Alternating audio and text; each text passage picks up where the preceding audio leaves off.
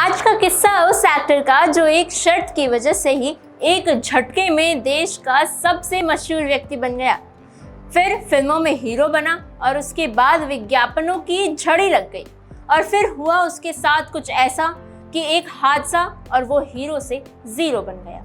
जी, ये फिल्मी कहानी की तरह लगने वाला किस्सा है दीपक पराशर का। नमस्कार, आप देख रहे हैं जनहित टाइम्स खास शो किस्सा, जहां हम लेकर आते हैं आपके लिए कुछ पुराने अनसुने किस्से। मैं हूं आपके साथ समीक्षा तिवारी।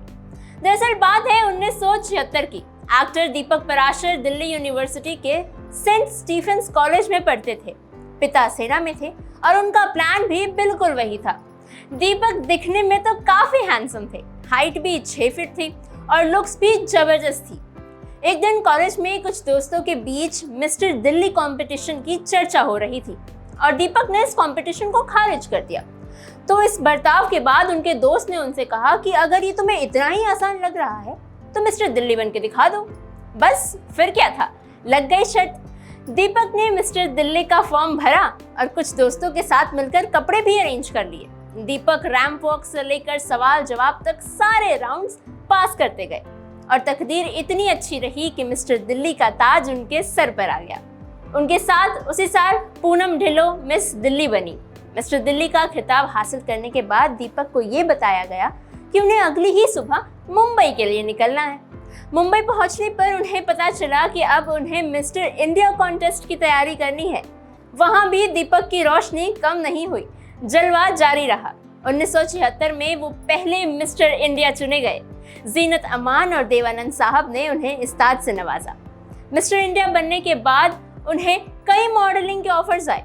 टॉप ब्रांड्स के साथ एड्स करने के बाद टॉप मॉडल्स की लिस्ट में उनका नाम शुमार हो गया और फिर दीपक ने फिल्मों की तरफ रुख किया। आप जानते हैं, उन्होंने भूमिका, निशान, अंकुर जैसी कई क्लासिक फिल्में रही जिसमें उन्होंने असिस्टेंट डायरेक्टर के तौर पर भी काम किया। ऐसे में उन्होंने बॉलीवुड की बारीकियां सीखी और इसी दौरान उन्हें एक्टिंग के ऑफर्स आए और वो हीरो बन गए। उनकी फिल्म आई इंसाफ का तराजू, ये 1980 में रिलीज हुई थी और इस फिल्म में उनके साथ जीनत अमान भी नजर आई थी। इसके बाद आप तो ऐसे ना थे आई फिल्म का गाना तो इस तरह से जबरदस्त हिट हुआ। उनकी फिल्म निकाह भी सुपर हिट हुई। दीपक पराशर बॉलीवुड में अपनी जगह तेजी से बना रहे थे।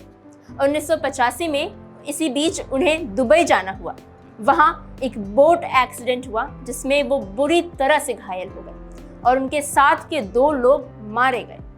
जो इंसान खूबसूरत पर्सनालिटी का मालिक था वो अब व्हील चेयर पर चलने के लिए मजबूर हो गया था। उनकी हंसती खेलती जिंदगी पूरी तरह से बर्बाद हो गई थी। इस हादसे के बाद उनकी पत्नी भी अपनी बेटी को लेकर उन्हें छोड़कर उनसे अलग हो गई। 3 साल तक व्हील चेयर पर रहने के कारण बॉलीवुड दीपक पराशर को बिल्कुल भूल चुका था। जब वो लौटे तो उनके पास कोई रोल नहीं था। अच्छे बैनर ना मिलने की वजह से दीपक बी ग्रेड फिल्म में साइन करने लगे। एक इंटरव्यू में उन्होंने ये भी बताया कि हॉरर फिल्मों में वो इस तरह उलझे कि फिर कई सालों तक वो हॉरर फिल्में ही करते रहे। मिस्टर इंडिया भूता फिल्म तक ही सीमित रह गए। हालांकि बाद में वो कुछ सीरियल्स में भी दिखाई दिए और कुछ साल पहले अगर आपको याद हो तो वो बिग बॉस में भी नजर आए थे और वहां पर उन्होंने एक और बम फोड़ा था कि वो गे है। तो ये किस्सा आपको कैसा लगा हमें कमेंट सेक्शन में जरूर बताइए। देश और दुनिया की तमाम खबरें और यूं ही और किस्सों के लिए बने रहिए जनहित टाइम्स के साथ।